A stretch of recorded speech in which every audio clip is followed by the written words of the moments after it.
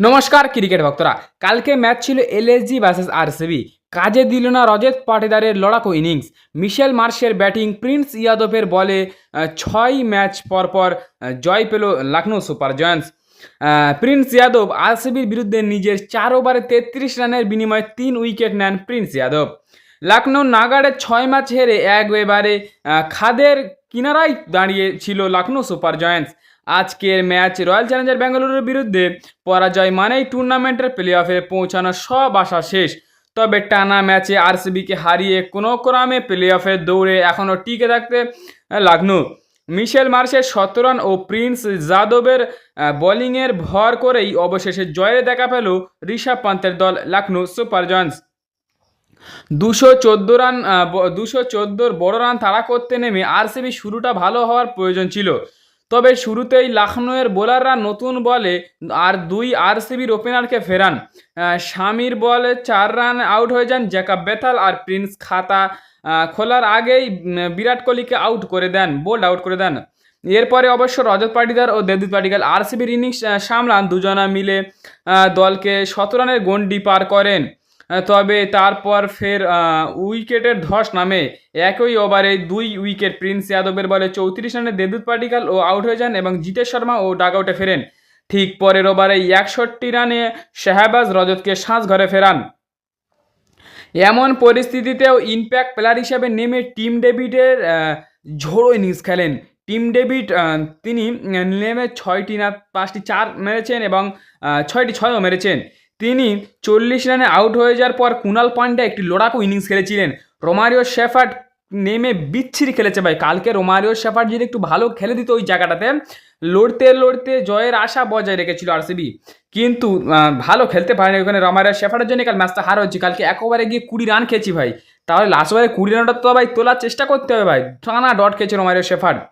লখনৌয়ের রক্তচাপ বাড়তে থাকে। শেষ ওভারে আরসিবির জন্য 20 রান প্রয়োজন ছিল। অনেক আলাপ আলোচনার পরে দিগ্বেশ রাঠিকে বল দেওয়া হয়।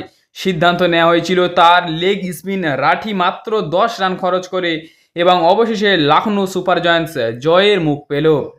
এর আগে প্রথম ইনিংস বৃষ্টির জোরে বরংবার ব্যাহত হলো, তাও ওপেনারে মিশেল মার্শ দুর্দান্ত ব্যাটিং করে শেষের দিকে ঋষভ পান্ত ও নিকোলাস পুরানের বিধ্বংসী ইনিংস।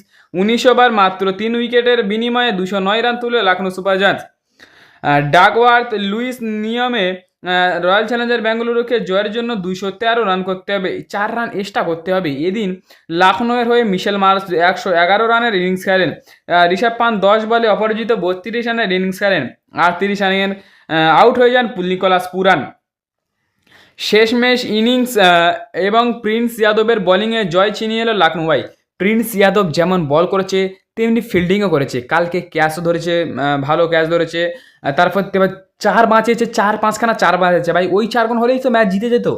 তবে ম্যাচ জিতলেও লিগ তালিকায় সবার নিচে রইল লখনৌ সুপার জায়ান্টস, আর 3-এ রয়েছে আরসিবি।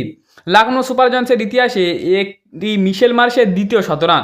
এর আগে 2025 সালে গুজরাট টাইটান্সের বিপক্ষে নিজের প্রথম আইপিএলের সেঞ্চুরি পেয়েছিলেন। কেএল রাহুল পর তিনি দ্বিতীয় ব্যাটার হিসেবে লখনৌয়ের জার্সিতে একাধিক শতরান করবার কৃতিত্ব অর্জন করলেন। লখনৌ সুপার জায়ান্টস দ্রুততম শতরানের তালিকায় KL Rahul, Marcus Stoinis, Quinton ডিককের মতো তারকাদের পেছনে ফেলে তো এখন শীর্ষ স্থানে রয়েছেন মিশেল মার্শ। সামগ্রিকভাবে আইপিএলে দ্রুততম শতরানের রেকর্ডটি এখনও ক্রিস গেলের রয়েছে, যিনি মাত্র 30 বলে এই কীর্তি করেছিলেন। এটা ভাই ভাঙা অসম্ভব ভাই, আমি জানি এটা ভাঙা অসম্ভব। তুমি যদি 15 বলে হাফ সেঞ্চুরি করো, আবার তোমাকে 15 বলে আর একটা সেঞ্চুরি করতে হবে, মানে কি প্রত্যেক বলে 6 করতে হবে। তবে লখনৌয়ের হয়ে মার্শের এই 49 বলে 17 রান টানা হেরে লিগ টেবিলে তলানিতে অবস্থান করা দলটিকে বাড়তি অক্সিজেন যোগাচ্ছে। এটা সত্যির যে তুমি উপরে যে ওপেনার ব্যাটসম্যান হয়ে তুমি আউট হচ্ছ না, পুরো ফুল খেলে সেঞ্চুরি করে উঠে আসছো, এটা একটু দলের হয়ে একটু আশা জোগানোর মতো হচ্ছে। মিশেল মার্শের এই বিধ্বংসী ফর্ম লিগের বাকি ম্যাচগুলো প্রতিপক্ষ দলকে বড় চিন্তিত করবে, কারণ যাদের হয়ে দাঁড়াবে বলে মনে করছেন ক্রিকেট বিশেষজ্ঞরা, যে হয়তো তিনি আবারও সামনের ম্যাচে 100 করতে বা 100 করলে ভাই ম্যাচ জিত। কারণ এই মাঠে এই টি20 খেলা একটা প্লেয়ার 100 মারা মানে, আর 8টা প্লেয়ার মিলে যদি তুমি 120 রান করতে পারো, 220 মানে ব্যাস কাফি ভাই। তো এই ছিল ভিডিওটা। আশা করি ভালো লেগেছে ভাই। ভিডিওর ভয়েস কোয়ালিটিটা একটু খারাপ হতে পারে, একটু মানে নিও। আর দেখা হচ্ছে